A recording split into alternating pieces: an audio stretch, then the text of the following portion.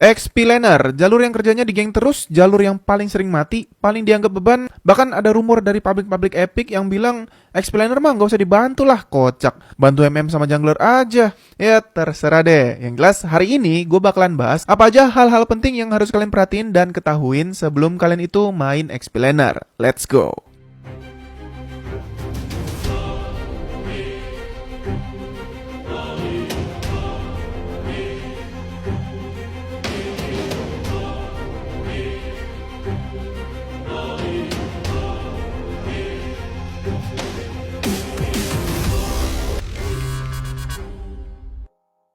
Buat bisa main XP Lane dengan baik, hal pertama yang harus kalian perhatiin itu adalah draft pick. Ini tuh bener-bener penting, mau solo kek, mau mabar kek. Bagian ini bagian yang harus bener-bener kalian perhatiin kalau kalian itu nggak mau ngerasain game yang berat.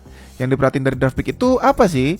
Perhatiin jungler sama roamer kalian itu diisi sama hero-hero yang punya kemampuan bertahan bagus atau enggak. Yang pertama dilihat dari roamernya dulu. Roamer yang akan dipakai itu roamer tank yang bisa nerima damage gede atau roamer yang tipis kayak support sama assassin.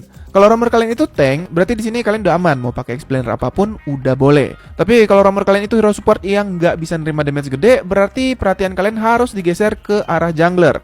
Apakah jungler yang bakalan dipakai? Apakah assassin, fighter, atau mungkin tank? Kalau jungler kalian diisi sama hero-hero kayak Akai, Baxia, Balmond tank, Pakuito tank, Karina tank, dan tank-tank lainnya, berarti jungler kalian itu punya pertahanan yang cukup baik, aman. So, kalian sebagai explainer bisa pakai hero fighter apapun buat ngisi jalur kalian. Tapi kalau kalian itu dapat jungler yang diisi sama assassin kayak Link, Fanny, Lancelot, dan hero-hero tipis lainnya, berarti di sini kalian itu wajib buat ngambil fighter-fighter yang tebal, atau mungkin hero-hero tank yang bisa dipakai buat ngisi jalur XP juga boleh. Pokoknya kalian itu wajib ngambil hero-hero yang punya kemampuan bertahan hidup lebih lama waktu tim kita itu lagi ada di kondisi team fight. Misalnya Lapu-Lapu, Fredrin, Uranus, Akai, Hilda, dan hero-hero tebal lainnya. Karena dengan posisi roamer diisi sama support dan jungler diisi sama assassin, otomatis kita itu nggak punya pertahanan garis depan sama sekali. Masa iya ngandelin gold laner? Tentunya nggak mungkin dong. Jadi ya untuk ngejamin ada hero yang bisa nahan badan waktu team fight nanti, mau nggak mau kalian itu harus siapin hero-hero yang punya pertahanan bagus dan gantiin posisi tanker tadi untuk ngisi posisi garis depan selama team fight berlangsung. Dan merhatiin posisi garis depan di sini tuh jauh lebih penting daripada merhatiin counter hero dari jalur yang kita jaga alias penghuni XP lane lawan, guys. Nah, kalau tim kita udah ada yang ngisi garis depan alias roamer atau jungler kita udah tebel, berarti explainernya udah bebas dong mau pakai apa aja. Baru deh kita tentuin pilihan berdasarkan lawan apa yang bakalan kita hadapin. Buat di poin ini semakin baik pengetahuan kita soal hero yang akan kita pakai sama lawan yang kita hadapin, tentunya bakalan makin ngasih keuntungan buat kita. Contoh, kalau lawan kita Guinevere berarti kita bisa ambil Ruby,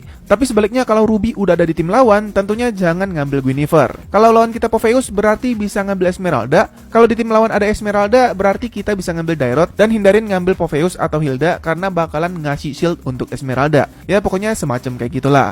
Intinya dengan kita bebas ngambil XP lane apapun, bukan berarti kita bebas pakai hero apa aja yang mau kita pakai. Tapi tetap harus disesuaikan sama lawan yang kita hadapin. Kalau kita ternyata udah ngambil Popheus duluan, terus musuhnya ngambil Esme, gimana dong? Ya berarti jangan berpikir untuk adu gebuk sama Esmeralda.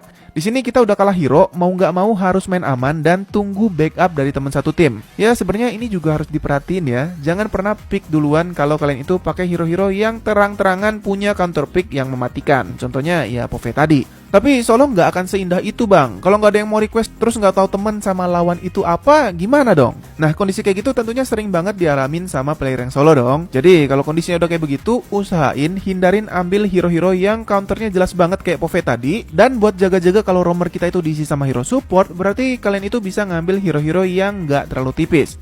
Atau kalau memang udah ada hero yang kalian pede banget bisa ngegendong, ya udah mau nggak mau ya pakai itu aja guys. Karena memang kita nggak tahu kondisinya kayak gimana. Nah, kalau draft pick-nya udah, kita lanjut ke bagian in-game-nya. Tapi sebelumnya, Oke, buat urusan in-game, yang pertama harus kalian tahu itu adalah potensi dari hero yang kalian pakai. Explainer itu tentu identik sama yang namanya adu mekanik sejak game baru dimulai kan? Nah, sebelum kalian itu mulai adu mekanik, kalian itu harus pahamin dulu jenis hero yang kalian pakai. Ada hero-hero early game yang dari awal game aja udah punya damage yang gede. Ada juga hero yang tipenya late game, alias bakalan galak pas gamenya udah berjalan panjang, tapi pas baru mulai tuh kayak kentang aja gitu. Ada hero yang tipenya basic attack, dan ada juga hero yang tipe serangannya itu ngandelin skill.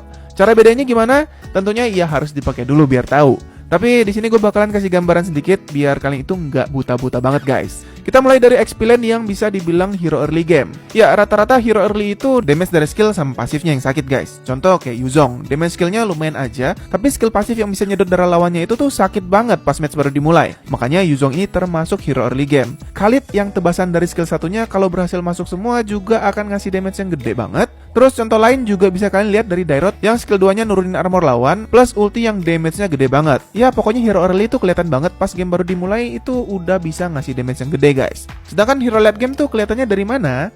Ciri termudahnya biasanya hero late game di XP lane itu tipe serangannya lebih ngandelin basic attack rata-rata. Kenapa? Karena hero tipe basic attack rata-rata butuh beberapa item jadi baru mereka itu bisa ngasih damage output yang maksimal. Biasanya XP laner yang late game itu tuh bakalan mulai sakit setelah bawa DHS, corrosion, atau sejenisnya. Dan tentunya Aldos juga termasuk ya, ini kasus khusus. Nah, setelah kalian tahu hero kalian itu tipe early atau late game, perlakukan hero kalian sesuai sama jenis si hero. Buat yang tipe early berarti kalian harus lebih aktif neken musuh sejak game dimulai. Sedangkan buat kalian yang tipenya late game berarti waktu game itu baru dimulai, kalian harus main lebih santai, jangan terlalu agresif supaya kalian itu nggak terlalu banyak ke pick off. Tapi jangan lupa juga untuk pertimbangin musuh yang kalian hadapin. Bisa jadi kalian itu tipe late game, tapi kalau di early game dibandingin sama lawan yang kalian hadapin, kalian masih lebih punya damage. Berarti ya nggak apa-apa maju. Tapi kalau ngerasa nggak yakin, main aman aja guys. Karena kalau kalian mainnya nggak yakin terus ke pick off terus, bakalan berbahaya. Karena semakin sering kita ke pick off, berarti goal kalian bakalan makin ketinggalan, level juga makin ketinggalan, dan kalian bakalan jadi beban tim. Terlepas itu dibantu atau enggak, selalu hindarin banyak mati karena XP laner termasuk lane yang sering jadi inceran. Soalnya nasibnya deket sama Turtle Pit, itu nggak bisa dihindarin guys. Nah, yang terakhir kita bahas soal rotasi XP laner. Kadang-kadang main XP laner suka bingung dong sama rotasi. Mari kita bikin jadi lebih simpel. Pola rotasi XP laner itu dibagi jadi 3. 1. Pola tanpa rotasi. Ya, pola ini biasanya dipakai buat kalian-kalian yang main XP laner waktu hadapin XP laner lawan dalam kondisi dimana kalian itu sama-sama kuat. Ya, nggak ngekill tapi nggak mati juga. Biasanya pola tanpa rotasi ini tuh tugasnya ya ngejaga XP laner lawan supaya nggak pindah jalur buat ngeganggu tim kita sama sekali.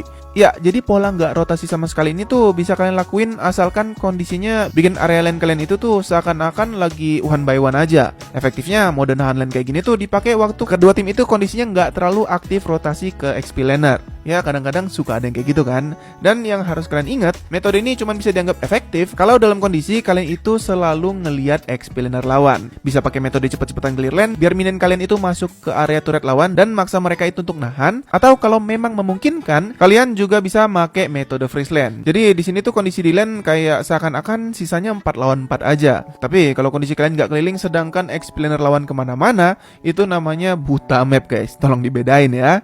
Yang kedua, cutting lane. Ini pola rotasi yang efektif tapi berbahaya. Basically, pola rotasi kayak begini tuh sebenarnya simple. Kalian berusaha secepat mungkin buat masuk antara turret terluar sama turret tengah sebelum minion itu datang dan secepat mungkin kalian bersihin di jalur sebelum pertemuan mereka. Jadi otomatis minion kalian bakalan maju bebas tanpa ada yang nahan dan terpaksa ditahan sama XP laner lawan. Terus habis nge-cut ngapain dong? Ya keliling. Entah itu bantu cari kill di mid lane, bantu jungler ngambil buff lawan kalau memungkinkan, atau apa aja. Pokoknya selama selesai nge-clear lane kalian itu kan bakalan kosong buat sekitar setengah menitan tuh kurang lebih. Ya udah manfaatin aja, ngapain kek. Pokoknya yang penting jangan buang waktu sia-sia selama ada waktu kosong gitu deh. Dan yang terakhir, split push. Ini metode yang biasa dilakuin sama fighter-fighter yang punya kemampuan tumbangin turret secara cepat. Yang terkenal sih Sun sama Masya ya. Tapi sebenarnya ya nggak Sun sama Masya doang guys. Ciri-ciri fighter yang bisa numbangin turret cepat itu apa sih? Tipe serangannya basic attack. Atau simpelnya buat hero-hero yang bawa item-item kayak begini. Entah beberapa atau satu diantaranya bebas. Pokoknya kalau si hero lebih ngandelin basic attack daripada skill, berarti damage hero tersebut ke turret bakalan lebih gede. Nah, pola rotasinya gimana? Ya udah, pokoknya fokus aja nyari area yang sepi dan area-area yang turretnya masih berdiri. Cuman yang harus diperhatiin, walau split push jadi fokus utama kalian, tapi kalian jangan lupa buat selalu ngecek kondisi di sekitar juga. Kalau memang teman satu tim butuh bantuan, ya jangan cuma fokus sama objektif utama kalian aja, tapi harus tetap ngasih bantuan. Nah, yang terpenting, selain rotasi-rotasi yang umum dipakai tadi, ada beberapa faktor penting yang juga harus kalian perhatiin selama kalian itu main XP laner guys. Yang pertama tentunya turtle yang bakalan direbutin di awal-awal game sama para jungler. Jadi ini tuh salah satu objektif yang penting dan wajib dibantuin sama kalian sebagai XP laner.